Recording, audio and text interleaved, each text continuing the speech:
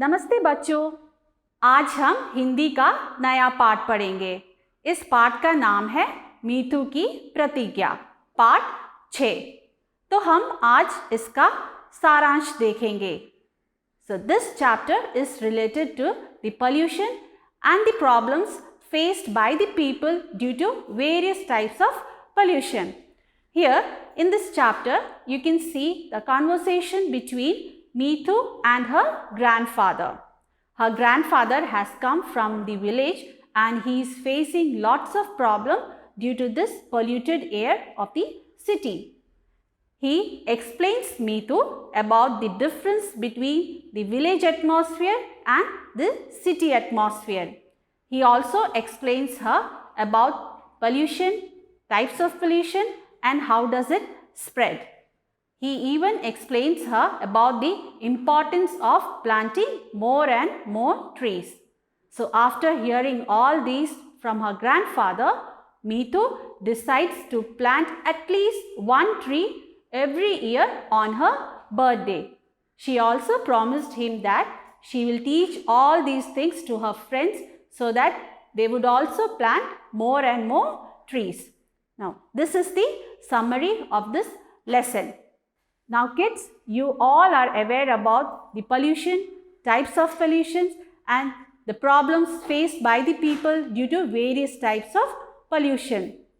You are also aware about the importance of planting trees, as trees gives us fresh air which we breathe in, and trees also helps in keeping our environment and atmosphere fresh and clean. So kids, we should also plant more and more trees and we should also encourage others to do so that earth would become a better place to live. Now, this is the main theme of the lesson. Now, moving on to the chapter, first we'll see the Kathin Shabd, that is difficult words. First one, Ghanti. Ghanti means bell. Intizar, to wait. Dhuwa, smoke. Swachh, clean. Pradushan, pollution. Vatavaran, environment. Gandagi, dirt. Party means party. Plastic, plastic. Now, I am going to read this chapter and you have to read it along with me. So, the first line, आज दादाजी गांव से आने वाले थे। जैसे ही दरवाजे की घंटी बजी, मीठू दौड़ी दौड़ी दरवाज़ा खोलने गई।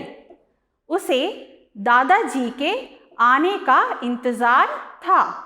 वे उसे अच्छी अच्छी कहानियाँ जो सुनाते थे और घुमाने भी ले जाते थे।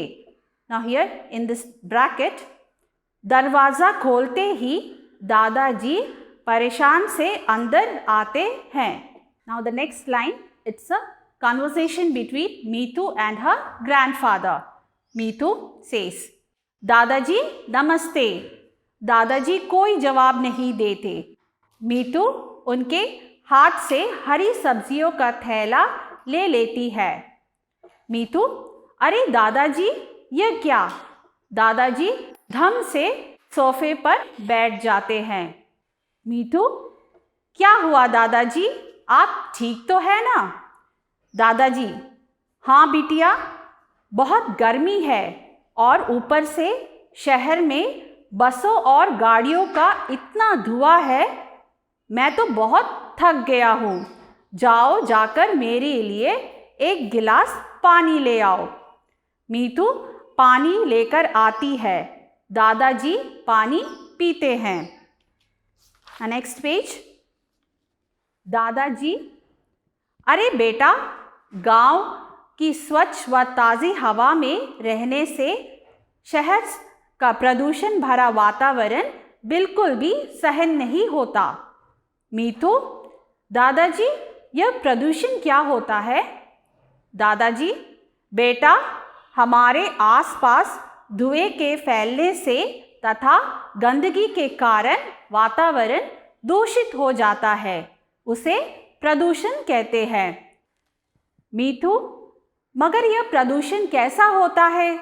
दादाजी, गाड़ियों के धुएं से, ज़ोर से हॉर्न बजाने व माइक का प्रयोग करने से, थैलियों और प्लास्टिक को जलाने से, कूड़ा इधर उधर फेंकने से तथा पेड़ों को काटने से प्रदूषण फैलता है।